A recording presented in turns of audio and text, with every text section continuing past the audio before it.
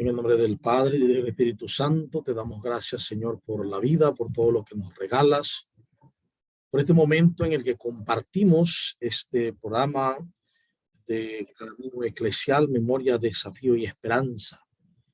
Todo lo que aprendamos, lo que compartamos nos ayuda a crecer como discípulos misioneros en salida, de tal manera que vivamos como una iglesia sinodal, en comunión, en participación y misión. Por Jesucristo nuestro Señor. Amén. En el nombre del Padre, y del Hijo, y del Espíritu Santo. Amén.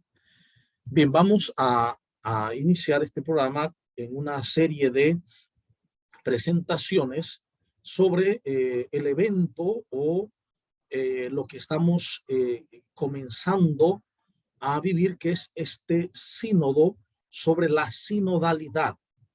El sínodo sobre la sinodalidad que se realizará presencialmente ya en el 2023, pero que estaremos desde ya en unas fases de participación, comenzando por la fase diocesana. Pero antes de comenzar con los temas sinodales, vamos a mirar un poco algunos documentos que tienen mucho que aportar sobre el sínodo. Este primer documento que veremos hoy será el documento de la Santa Sede, que es el discurso del Papa Francisco en el aula Pablo VI del día 17 de octubre del 2015, y que se refiere a la conmemoración de los 50 años, el 50 aniversario de la institución del Sínodo de los Obispos. Por eso es tan importante. Entonces vamos a ver, ya en el 2015, cuando se celebran 50 años del sínodo para los obispos o de los obispos, ¿qué nos dice el Papa Francisco? ¿Qué está intuyendo? ¿Qué está mirando para la Iglesia Universal? Entonces, lo que miraremos es cómo este sínodo o esta conmemoración del sínodo nos va a comenzar a hacer ver la importancia de la celebración de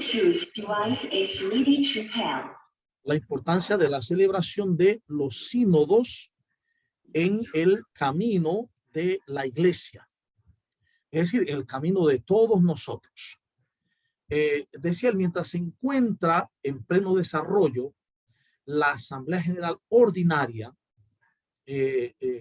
conmemorar el 50º aniversario de la institución del Sínodo de los Obispos es para todos nosotros motivo de alegría, motivo de alabanza y de agradecimiento al Señor. Si nosotros prestamos atención, en muchos documentos el Papa se refiere a la alegría del amor, la alegría, por ejemplo, Amor y Leticia, la alegría del Evangelio, ¿sí? La alegría de la santidad, el gozo de la santidad. Es decir, el camino de la alegría, él lo ha marcado ya desde su primera carta, cuando en Evangelii Gaudium dice que esta iglesia nuestra está marcada por una nueva historia del siglo XXI, la cual, esa historia debe estar marcada por la alegría. Es decir, la alegría en una iglesia que ha aprendido en general a vivir de otra manera. Se ha aprendido no tanto a vivir la alegría, se aprendió a vivir el cumplimiento de unas normas, de unas leyes, de tal manera que la vida de los cristianos católicos era una vida de mucho cumplir, de mucho peso. Incluso algunos sostenían que así es la vida cristiana, es el peso de la vida, el dolor, el sufrimiento, etcétera. El Papa va a marcar que es la alegría, la alabanza y el agradecimiento al Señor lo que tiene que embargarnos. Desde el Concilio Vaticano II a la actual asamblea hemos experimentado de manera cada vez más intensa la necesidad y la belleza de caminar juntos. Y esto es también muy bello. Hay una necesidad de caminar juntos. ¿Por qué? Porque nos habíamos acostumbrado por siglos no tanto a caminar juntos, sino a salvarnos. La salvación individual. Cada uno se salva, cada uno va al cielo. Allá los demás que también se salven. Ahora la visión está cambiando. Se está mostrando el avanzar juntos, el caminar juntos. En esta gozosa circunstancia, dirijo un cordial saludo, dice el Papa, a su eminencia, cardenal Lorenzo Baldisseri, secretario general, así como el subsecretario, Monseñor Fabio Favene, a los oficiales, a los consultores y a los demás colaboradores de la Secretaría General del Sínodo de los Obispos, que de manera oculta realizan el trabajo de cada día hasta entrada la noche. Junto con ellos, saludo y agradezco por su presencia a los padres sinodales y a los demás participantes en esta asamblea, así como todos los presentes en esta aula. Están celebrando la asamblea sobre la familia en ese momento. En este momento queremos recordar también a quienes en el transcurso de estos 50 años han trabajado al servicio del sínodo, comenzando por los secretarios generales que se han sucedido. Por ejemplo, los cardenales Waldeslao Robin, Joseph Tomko, Jean-Peter Scott, el arzobispo Nicolás Eterovic. Aprovecho esta ocasión, va a decir el Papa, para expresar de corazón mi gratitud a cuantos, vivos o difuntos, han contribuido con un compromiso generoso y competente al desarrollo de la actividad sinodal. Es decir, el Papa está marcando el tema de la sinodalidad no como algo novedoso de estos días o de estos últimos años, sino a lo que ya en la Iglesia estuvo y estaba, pero que en el Concilio Vaticano II se instituye como eso, el sínodo de los obispos. Y que en estos 50 años, hasta el 2015, ha habido muchos hombres que han trabajado en bien de esa actividad sinodal. Desde el inicio de mi ministerio como obispo de Roma, he pretendido valorizar el sínodo, que constituye una de las herencias más preciosas de la última reunión conciliar. Entonces ya vemos cómo el Papa Francisco, el Papa Bergoglio, cómo él se autodenomina desde mi ministerio, del inicio de mi ministerio como obispo de Roma. Está hablando de una diócesis, obispo de Roma, pero que en la tradición es la primus inter pares, es la primera entre todas las diócesis o arquidiócesis iguales. Es el primero, el servidor de todos. Entonces, ¿cómo él, como obispo de Roma, dice, ha pretendido valorar el sínodo, que es una herencia, quizás dice, la más preciosa de la última reunión conciliar? Entonces dice, para el beato Pablo VI, el sínodo de los obispos debía volver a proponer la imagen del concilio ecuménico y reflexionar sobre su espíritu y método. El mismo pontífice anunciaba que el organismo sinodal se podrá ir perfeccionando con el pasar del tiempo. Entonces se ve como un organismo en la iglesia, el organismo sinodal, que no está escrito en piedra, puede ir mejorando, puede ir de pronto cambiando en el transcurso del tiempo, sobre todo en cuanto al espíritu, al método. A él hacía eco 20 años más tarde San Juan Pablo II, cuando afirmaba que tal vez este instrumento podrá mejorarse todavía. Tal vez la responsabilidad pastoral puede expresarse en el sínodo de una forma aún más plena. Finalmente, en el 2006, Benedicto XVI aprobaba algunas variantes o variaciones al Ordo Synodi Episcoporum, a la luz de las disposiciones del Código de Derecho Canónico y del Código de los Cánones de las Iglesias Orientales, promulgados mientras tanto. Es decir, el Papa Benedicto da unas modificaciones a este organismo llamado Sínodo de los Obispos. Debemos proseguir por ese camino, dice el Papa Francisco. El mundo en el que vivimos y que estamos llamados a amar y servir también en sus contradicciones. Fíjense que el Papa Francisco en el 2015 está orientando que la vida de la iglesia tiene que ser una vida en la alegría. Ser iglesia es ser alguien en la alegría, es vivir la alegría. Y esta alegría ha de desarrollarse en el mundo en que vivimos, en el que estamos llamados a amar y servir. Es decir, la alegría no es una alegría egoísta o egocéntrica, mundana. No es una alegría basada en mi propio gozo y no importan los demás. No, la alegría del evangelio, la alegría de Cristo en nosotros nos llama a amar y servir en medio de las contradicciones que hay. Y exige de la iglesia el fortalecimiento de las sinergias de todos los ámbitos de su misión.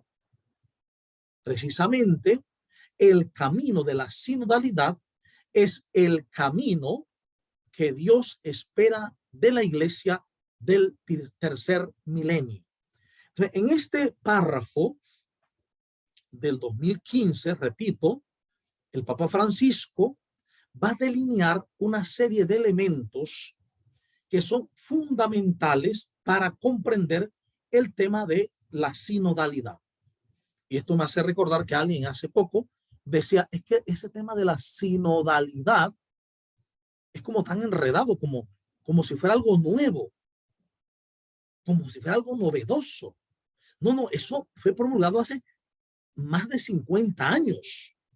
El tema de la sinodalidad y de ese organismo sinodal, que es el sínodo de los obispos, y que fue perfeccionándose hasta el desarrollo que le dio Benedicto XVI en el 2006. Y ahora el Papa Francisco va a decir que en este mundo en que vivimos estamos llamados a amar y servir. Amar y servir. Y que por eso, por ese amar y servir, tenemos que descubrir también que el camino de la sinodalidad es el camino que Dios espera de la iglesia del tercer milenio. Es decir, esta iglesia en la que nosotros estamos y somos parte, la iglesia de Cristo, el cuerpo de Cristo, tiene como camino señalado por Dios, es decir, que Dios espera para este tercer milenio la sinodalidad. Entonces no podemos vivir el ser iglesia fuera de la sinodalidad. Para este tercer milenio se nos invita a convertirnos hacia este camino sinodal. lo que el Señor nos pide, en cierto sentido, ya está contenido en la palabra sínodo. Es decir, en el caminar juntos.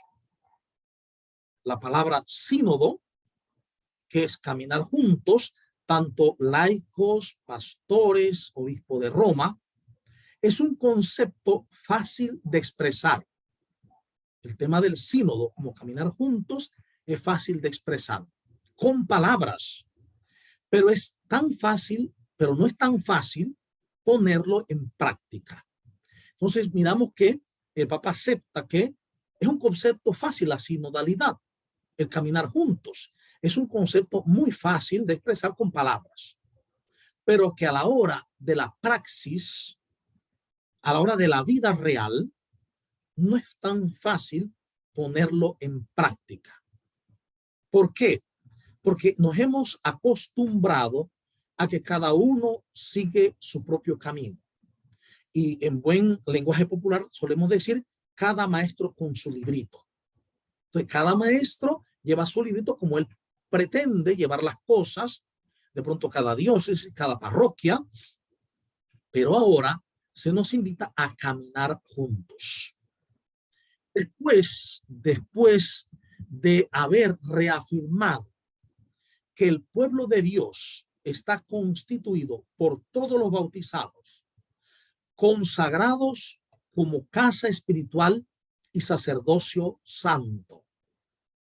El Concilio Vaticano II proclama que la totalidad de los fieles que tienen la unción de Cristo no puede equivocarse en la fe. Y aquí encontramos unos detalles muy interesantes. ¿Por qué? Porque dice el Papa que después de haber reafirmado que el pueblo de Dios está constituido por todos los bautizados, primera parte, ¿no? Primeros elementos, consagrados como casa espiritual y sacerdocio santo. Hay mucha gente que anda buscando consagraciones y que no entendemos que somos consagrados, que somos consagrados de origen y también consagrados de herencia en Cristo. Pero somos consagrados como casa espiritual y sacerdocio santo. Por eso somos el pueblo santo de Dios. Al respecto, miren, el Concilio Vaticano II proclama que la totalidad de los fieles que tienen esa unción del santo no puede equivocarse en la fe. Ya el concilio está mirando la infalibilidad no solo como un elemento del Papa, del obispo de Roma, sino de la totalidad de la iglesia, de la totalidad del cuerpo de Cristo, que no puede equivocarse en la fe. Se manifiesta esta propiedad suya tan peculiar en el sentido sobrenatural de la fe de todo el pueblo, cuando desde los obispos hasta el último de los cristianos muestran estar totalmente de acuerdo en cuestiones de fe y moral, aquel famoso infalible incredendo, la infalibilidad en lo que se cree. Esto es algo novedoso, no por los años, porque fíjense, ya hace 56 años que se dijo en el Concilio Vaticano II.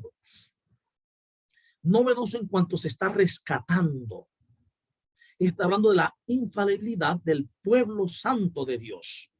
Es infalible cuando desde el Papa, los obispos y el último cristiano de los laicos están totalmente de acuerdo en cuestión de fe y moral. La infalible incredendo. Esto es, repito, algo muy valioso y que el Papa quiere rescatar. En la exhortación apostólica Evangelii Gaudium es subrayado como el pueblo de Dios es santo por esta unción que lo hace infalible incredendo. Algunas personas todavía dudan, les cuesta aceptar esa santidad en la participación del pueblo santo de Dios. Ese creer que somos parte de un pueblo santo, en el que somos santos, aunque nos equivoquemos, aunque a veces fallamos. Entonces, el mismo Papa lo va a marcar en la exhortación Evangelii Gaudium, donde subraya cómo el pueblo de Dios es santo por esta unción que lo hace infalible, incredendo.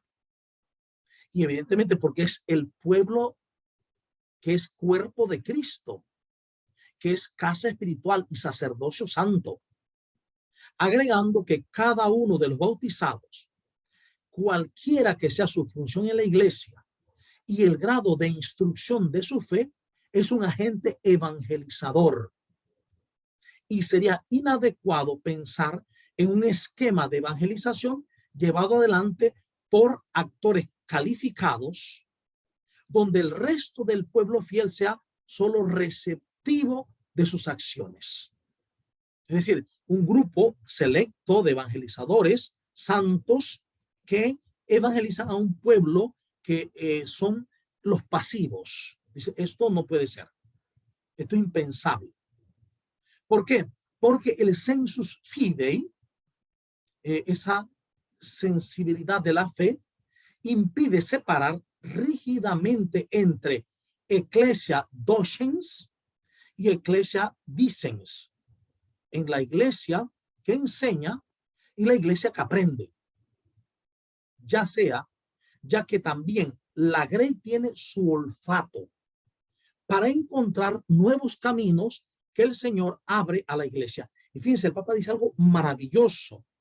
La grey, el pueblo santo de Dios, no es un pueblo ignorante y que hay unos que saben y otros que no, sino que el mismo pueblo de Dios tiene su olfato para encontrar nuevos caminos que el Señor abre para su iglesia.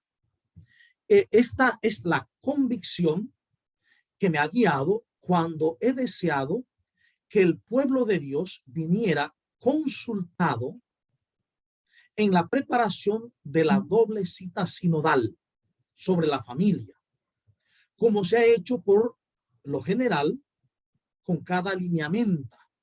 Ciertamente una consulta de este tipo en modo alguno podría bastar para escuchar el sensus fidei.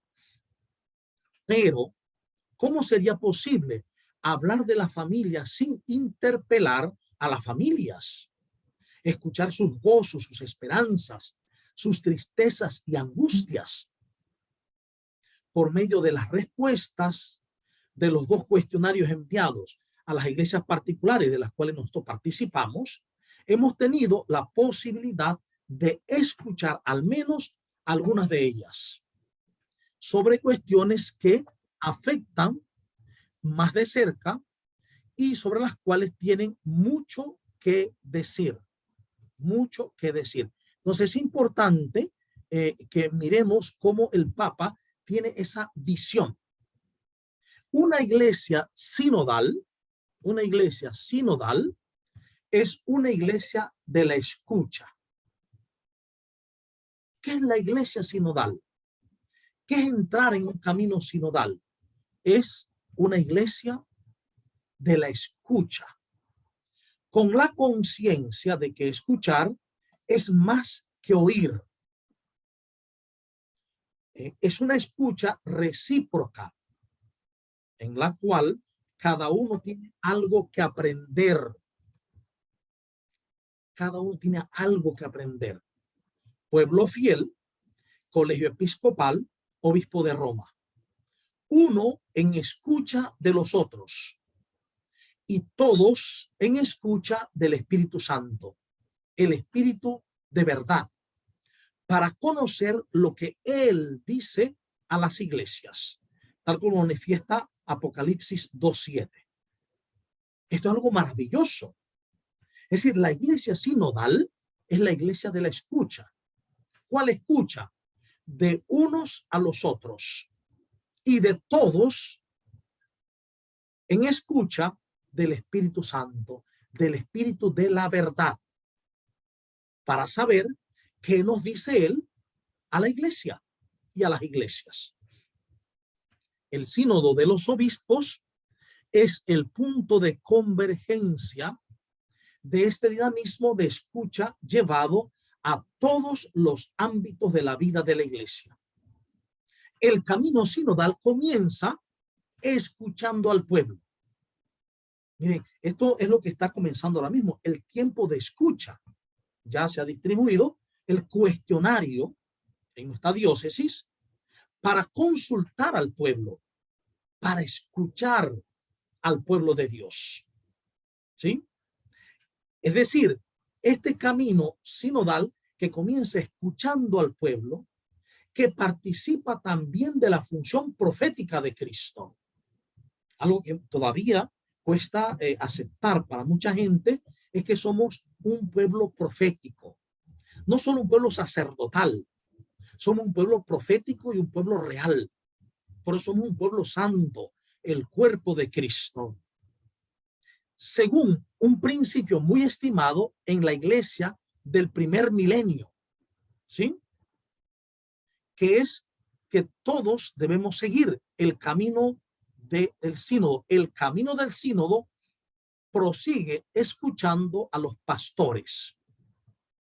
Por medio de los padres sinodales, los obispos actúan como auténticos custodios, vigilantes, que eso es lo que significa la palabra obispo, episcopo, vigilante, como auténticos custodios, intérpretes y testimonios de la fe de toda la iglesia. Entonces, el ministerio del obispo no es de mandar, no es mandar, es un servicio de amor en el que vigila la fe de la iglesia, la fe en Cristo, para que no se desvirtúe el seguimiento verdadero de Jesús, de su proyecto, de su camino, de su sueño. De ese hecho se desprende entonces que tenemos que poner atención a ese camino juntos. En la vigilia del sínodo del año pasado decía: pidamos ante todo al Espíritu Santo para los padres sinodales el don de la escucha de Dios, hasta escuchar con él el clamor del pueblo. Es decir, este camino nos tiene que llevar a escuchar con Dios. El don de la escucha de Dios, hasta escuchar con él, con Dios, el clamor del pueblo. Y escucha del pueblo hasta respirar en él la voluntad a la que Dios nos llama. Miren qué maravilloso y qué profundo es el don de la escucha, que es escucha de Dios hasta escuchar con él el clamor del pueblo, y escucha del pueblo hasta respirar en él la voluntad a la que Dios nos llama. Además, el camino sinodal culmina en la escucha del obispo de Roma, llamado a pronunciarse como pastor, doctor de todos los cristianos, no a partir de sus convicciones personales, sino como testigo supremo de la fidei totius ecclesiae, de la fe de toda la iglesia. Fides totus ecclesiae, la fe de toda la iglesia, garante de la obediencia y la conformidad de la voluntad de Dios, en esta iglesia, al evangelio de Cristo y a la tradición de la iglesia. Tiene que estar garante de la obediencia, a la conformidad de la iglesia a la voluntad de Dios, al evangelio de Cristo y a la tradición de la iglesia. Ese garante es lo que es el profeta, un garante de la alianza. Es decir, el Papa está ejerciendo como cabeza de la iglesia el ser garante de la obediencia y la conformidad de la iglesia a la voluntad de Dios, al evangelio de Cristo y a la tradición de las iglesias o de la iglesia. Esto es muy también hermoso, ¿no? El sínodo dice el hecho de que el sínodo actúe siempre cum Petro et sub Petro, por tanto, no solo cum Petro, sino también sub Petro, es decir, no solo con Pedro, sino bajo Pedro, no es una limitación de la libertad. El hecho de que el sínodo actúe siempre con Pedro y bajo Pedro no es una limitación de la libertad, sino una garantía de la unidad, pues Petro es signo de la unidad de la iglesia.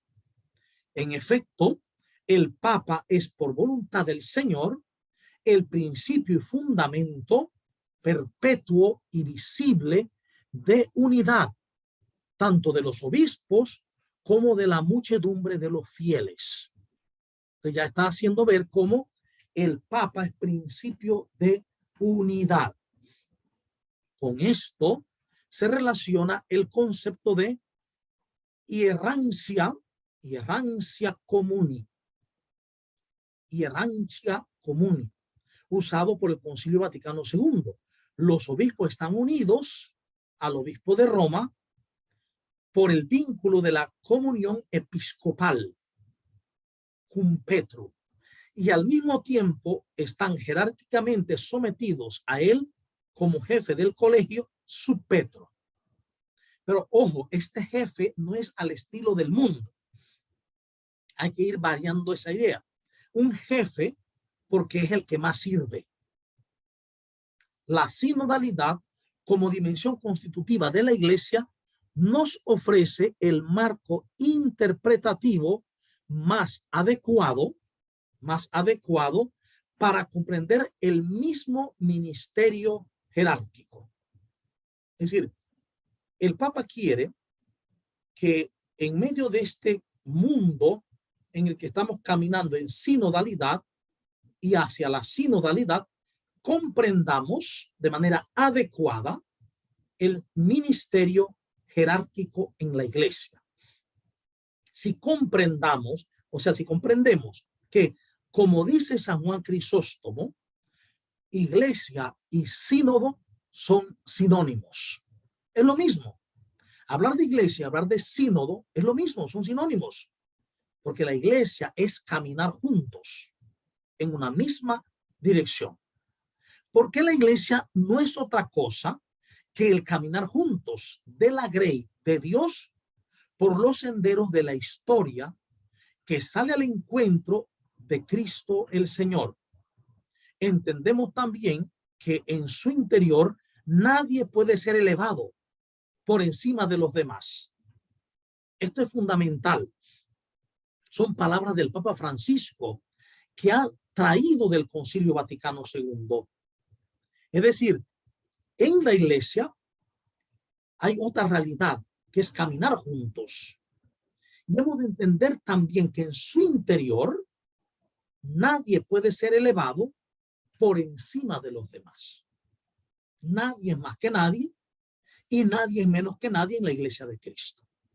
Al contrario, dice el Papa, en la iglesia es necesario que alguno se baje para ponerse al servicio de los hermanos a lo largo del camino. Esto es otro elemento también muy interesante. Jesús ha constituido la iglesia poniendo en su cumbre al colegio apostólico, en el que el apóstol Pedro es la roca, citando Mateo 16:18, aquel que debe confirmar a los hermanos en la fe, según Lucas 22:32. Y fíjense que lo que vamos a decir ahora es algo que hace algunas décadas era impensable. Tanto así que algunos escritores de la época de los 80 y de los 90 se les prohibió escribir por decir esto que vamos a decir ahora que el Papa ha mostrado. ¿Sí? Esto que el Papa va a mostrar ahora en lo que vamos a decir, cuando se dijo hace 40 años, 30 años, quien lo decía se le prohibía escribir. No se podía decir eso. ¿Qué dice el Papa? Que es cierto que el colegio apostólico está puesto como la roca y Pedro es la roca en sí misma, aquel que debe confirmar a los hermanos en la fe. Pero en esta iglesia, como en una pirámide invertida, fíjense, como en una pirámide invertida, la cima se encuentra por debajo de la base.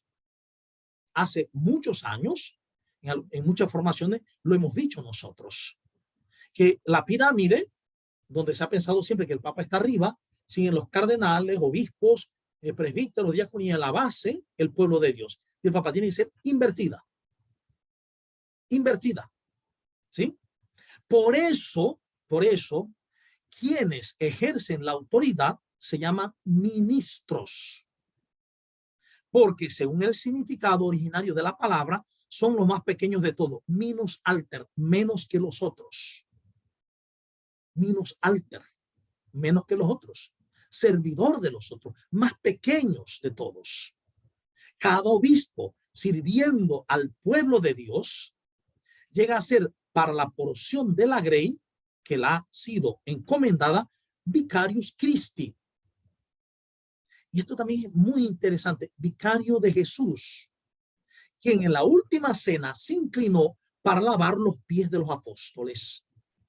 Y en un horizonte semejante, el mismo sucesor de Pedro es servus servorum, el siervo de los siervos. El siervo de los siervos. Nunca olvidemos, para los discípulos de Jesús, ayer, hoy y siempre, la única autoridad es la autoridad del servicio. Es decir, la autoridad en la iglesia de Jesús no puede ser como la autoridad del mundo. En el mundo la pirámide sí es así. Los superiores están sobre los inferiores. Los que mandan pisan a los que son mandados. Dice, no olvidemos nunca, para los discípulos de Jesús, ayer, hoy y siempre, la única autoridad es la autoridad del servicio. El único poder es el poder de la cruz, es decir, de las manos extendidas, entregando la vida por los demás. Según las palabras del maestro, ustedes saben que los jefes de las naciones dominan sobre ellas y los poderosos les hacen sentir su autoridad.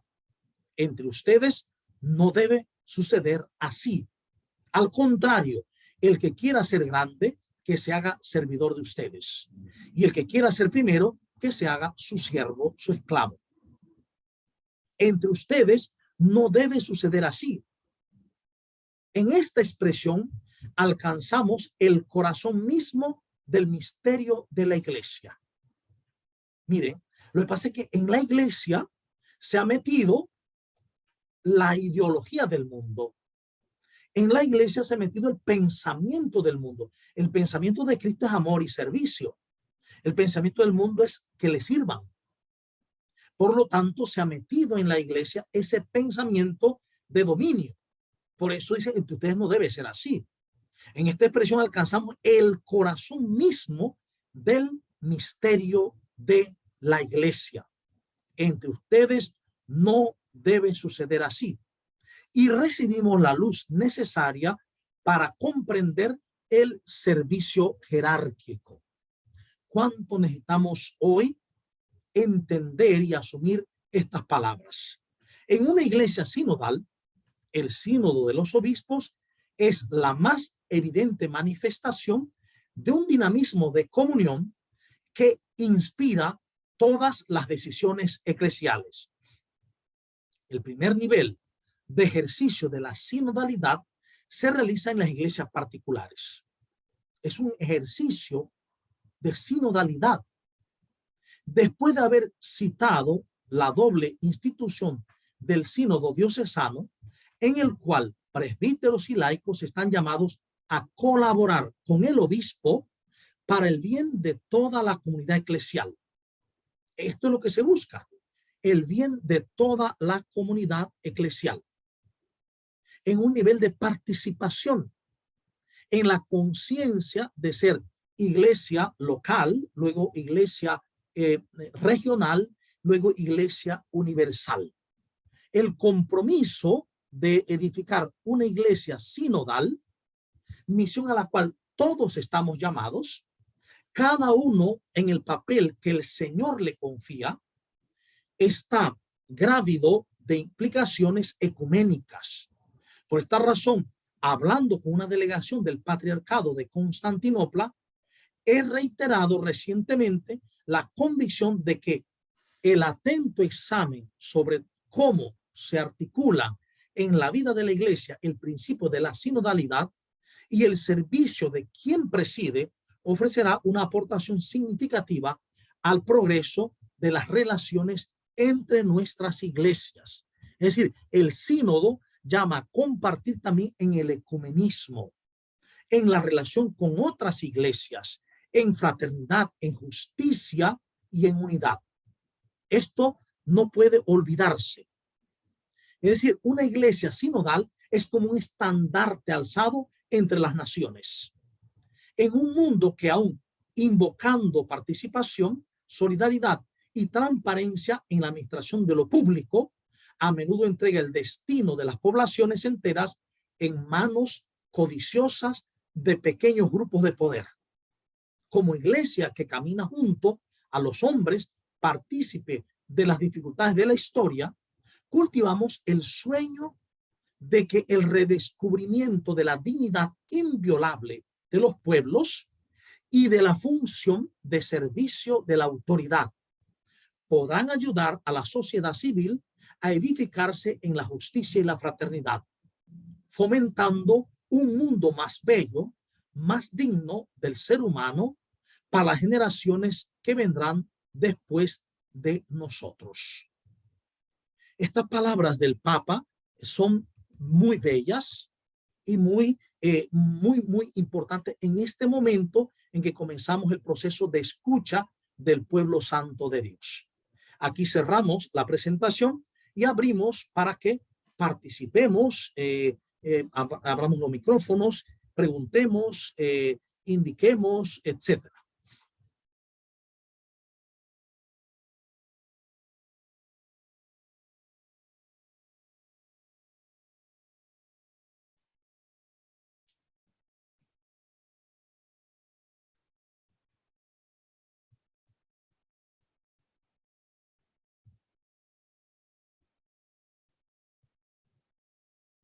Se entendió bien, se comprendió, nos ha dejado pasmados.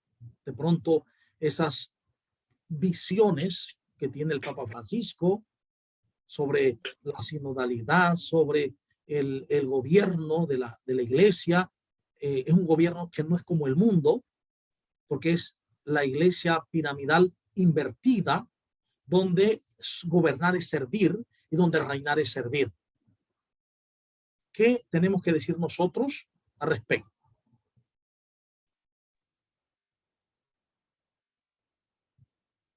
Padre, respecto a ese planteamiento de que la iglesia que enseñe, la iglesia que aprende, interesante ese planteamiento que hace el Papa, y al mismo tiempo usted compartía eso de que la Grey tiene un cierto olfato, pues citando lo que el Papa menciona, para encontrar los nuevos caminos para la iglesia, y eso unido a que somos un pueblo profético y a reconocer también la pirámide invertida, que por mucho tiempo pues se ha visto a la inversa, ¿no? La jerarquía y luego después el pueblo allá en el último eslabón.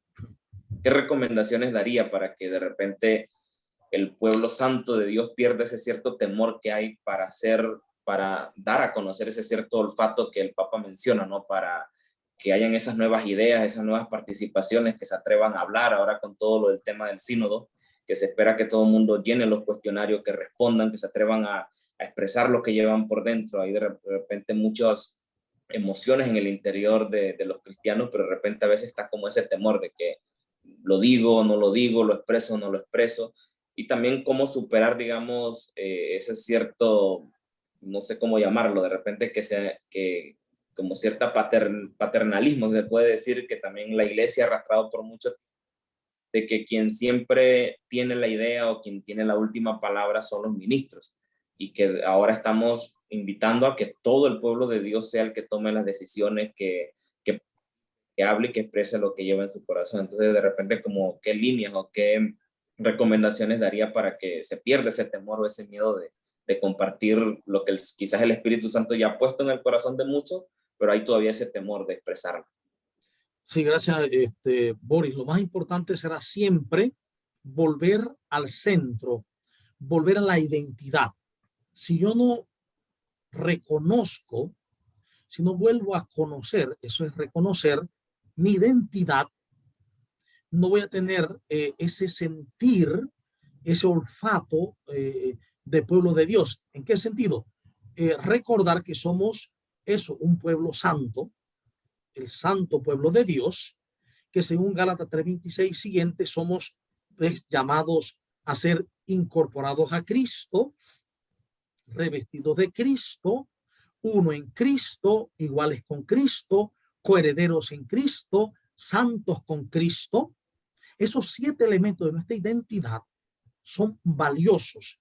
Al asumirlo, me doy cuenta que soy un hijo, una hija, amados de Dios, elegidos, consagrados desde antes de la creación del mundo, para ser santos e irreprochables ante Él por el amor. Entonces, el camino nuestro será siempre en ese servicio amoroso, y que en el corazón el mismo amor toca la puerta. El mismo amor nos está llamando al amor. Ahí está el olfato pastoral, el olfato de un pueblo que en el escucha su corazón, descubre la voz de Dios en su corazón, que le llama al amor, porque es amor.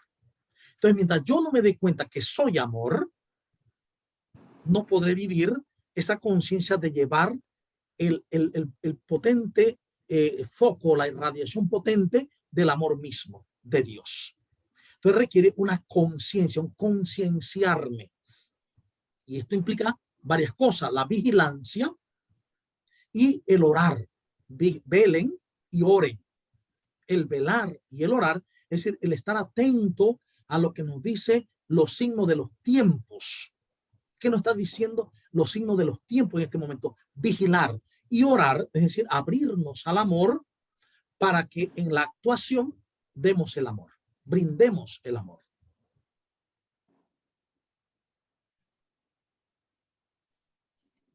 ¿Alguien más? Saludos, padre. A mí me llamó la atención que usted mencionó que iglesia es sinónimo de sinodalidad.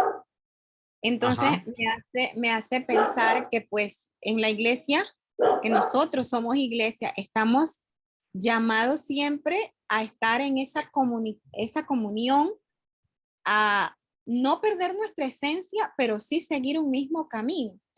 Y pues yo pienso que cada día estamos a tiempo de vivir eso, de hacerlo, y más ahora que la iglesia a través del Papa nos está llamando a esto, y que desde este momento en adelante podemos iniciar, y más pues ahora que estamos en este caminar.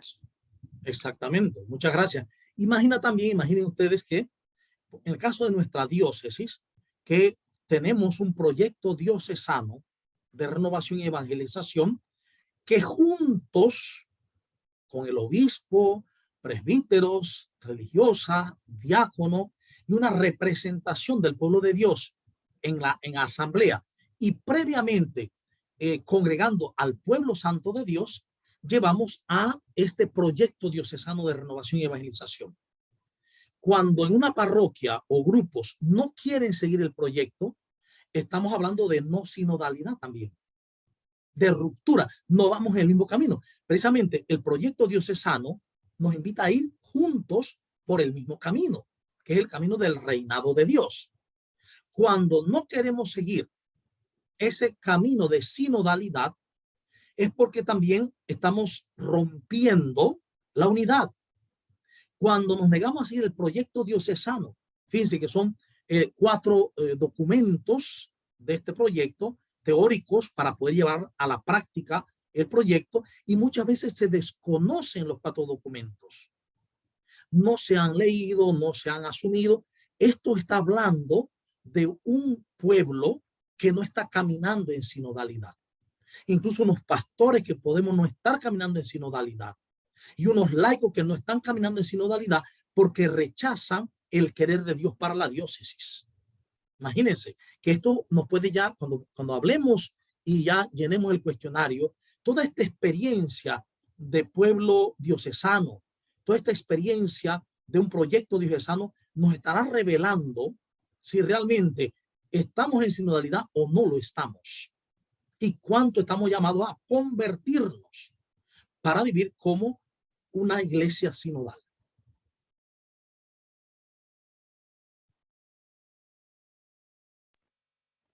¿Alguien más tiene algo que decir? Saludos. Sí, bueno, padre, yo quería allí comentar con relación a eso que usted mencionaba del proyecto diocesano, de que pues si nos ponemos a analizar que en esas asambleas hace varios años que comenzó el proyecto y que se acordó, ¿verdad?, llevar a cabo dicho proyecto en la diócesis de David, se encomendaron al Espíritu Santo y fue el Espíritu Santo el que los llevó a aceptar ese reto tan hermoso con ese proyecto diocesano de renovación y evangelización, y no lo hemos seguido. No, usted lo mencionaba al principio cuando se comenzó la asamblea eclesial, que si hubiéramos seguido las fechas, los lineamientos que se nos habían puesto en todas las parroquias a la hora de ir a desarrollar la asamblea, incluso los cuestionarios del sínodo, todo sería tan fluido, porque ya estaban todas las estructuras para accesar más fácilmente a los grupos y mandar y desarrollar el cuestionario. Entonces, eso nos lleva a nosotros como siento yo que a autoevaluarnos, no para latigarnos de lo que no hemos hecho hasta ahora, sino esa evaluación o autoevaluación necesaria para, como quien dice, reencaminarnos hacia poder escuchar la parte que usted también mencionaba hace un rato de velen y oren, y poder reflejar realmente como pueblo santo de Dios esa hermandad de las primeras comunidades, que hoy en una reunión en la mañana mencionábamos de que tan hermoso que se hablaba de las primeras comunidades porque caminaban juntos y la gente se quería unir a esas comunidades porque decía, miren cómo se aman. Entonces, esa unidad es la que puede atraer a otras personas. Pero si a veces cuando se desarrolla un proyecto, no vamos en sinodalidad, ya sea en una parroquia, porque lo desarrolló una pastoral o lo desarrolla un grupo, y bueno, yo digo, yo tengo mi propio proyecto y no nos unimos en esa comunión, pues siento que eso va a reflejar esa desunión y no vamos a atraer, sino al contrario que vamos a ahuyentar. Entonces siento que esa sinodalidad comienza desde allí, desde nuestra casa, desde ese convivir diarios como pastorales, como grupos, como parroquias, y así para entonces también como dioses. Muy bien. Así que una iglesia sinodal, decía el Papa, es una iglesia que para el mundo se convierte en signo. En medio de un mundo convulsionado, una iglesia sinodal enseña cómo vivir una vida en alegría, una comunidad en alegría, una sociedad en la dicha. Gracias, Andricel. Bien, vamos entonces a cerrar. Vamos a pedirle a alguno o alguna que haga la oración final para cerrar este momento de encuentro.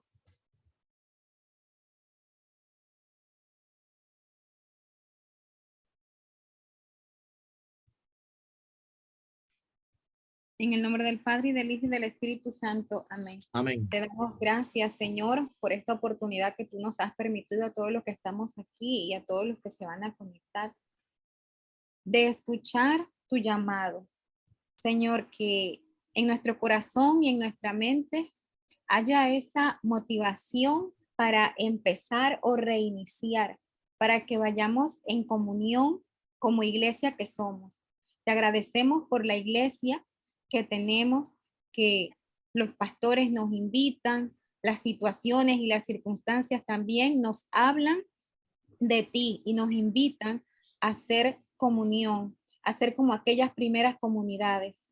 Que tú, Señor, sigas guiando nuestro caminar y sobre todo animándonos para que valoremos esta iglesia que somos y a la que nos está llamando